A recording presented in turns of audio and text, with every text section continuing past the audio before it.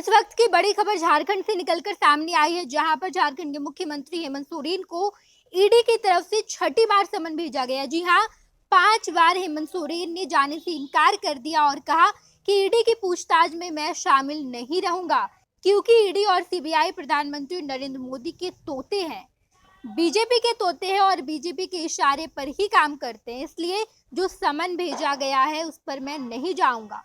कई बार तो पत्र लिखकर भी वजह बताई है कि आखिर ईडी के समन भेजने के बावजूद हेमंत सोरेन शामिल क्यों नहीं हुए, पूछताछ में क्यों नहीं गए।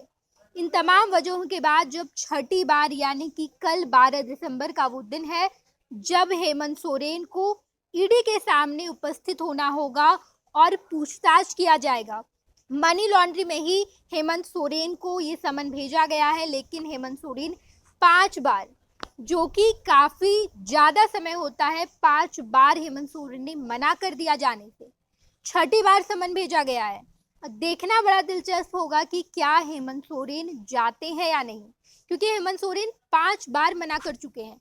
कई बार भेजा गया है लेकिन उपस्थित नहीं होते, कुछ ना कुछ कारण बता देते हैं। लेकिन अब जब छठी बार भेजा गया है तो क्या हेमंत सोरेन जाते हैं या नहीं, क्योंकि तमाम मंचों से हेमंत सोरेन ने कहा है कि मुझे फंसाने की कोशिश की जा रही है। आने वाले लोकसभा चुनाव के लिए बीजेपी ने ये दांव खेला है और चाहती है जिस तरीके से बिहार के उप मुख्यमंत्री तेजस्वी यादव को बार बार समन भेजा जाता है, उनके परिवार को परेशान किया जाता है, उन्हें परेशान किया जाता है, वो अपना सारा काम छोड़कर दिल्ली चले जाते हैं और पूछताछ किया जाता है उनसे। उसी तरीके का काम मेरे साथ बीजेपी करना चाहती है, मुझे भी समन भेजकर परेशान कर रही है और मुझे उलझाना चाहती है, ताकि मैं आने वाले लोकसभा चुनाव की तैयारी नहीं कर पाऊं।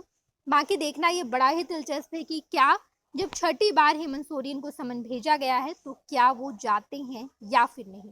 हालांकि इस मामले को लेकर हेमंत सोरेन का ये भी बयान आया है कि मैं तो इस मामले में शामिल ही नहीं हूँ, लेकिन मुझे बार बार क्यों बुलाया जाता है, मुझे परेशान किया जाता है ताकि मैं झारखंड के लोगों की सेवा नहीं कर पाऊँ। बीजेपी का यही काम है, वो लोगों को परेशान करती है, देशवासियों को रोजगार तो नहीं दे पाती, देशवासियों को काम नहीं दे पाती, लेकिन परेशान जरूर करती है। बिहार में भी परेशान किया जा रहा है और अब मुझे यानी कि झारखंड में भी परेशानी बढ़ रही है बीजेपी की, इसलिए मुझे बार बार समन भिजवाया जाता है ईडी की तरफ से और मुझे बुलाया जाता है। पैनोरमा ग्रुप, जो सोचता है वो करता है। ये लो मुंह मीठा करो, आज मैंने अपना जॉब छोड़ दिया, अब हम पूर्णिया वापस जाएंगे। जॉब छोड़ दिया है? मतलब ये घर कैसे चलेगा, हम करेंगे क्या और माँ बाबूजी क्या बोलेंगे? इसलिए मैं एक और मिठाई का डब्बा लाया, अपने बिजनेस के लिए लोन अप्रूव हो गया। अरे लोन अप्रूव हो गया वो तो ठीक है, लेकिन पूर्णिया में हम रहेंगे कहाँ? अपना घर भी तो नहीं है वहाँ। इसलिए तो एक और मिठाई का डब्बा अलग से लाया हूँ। हमने पूर्णिया में घर ले लिया है, पूर्णिया के ई होम्स पैनोरमा में।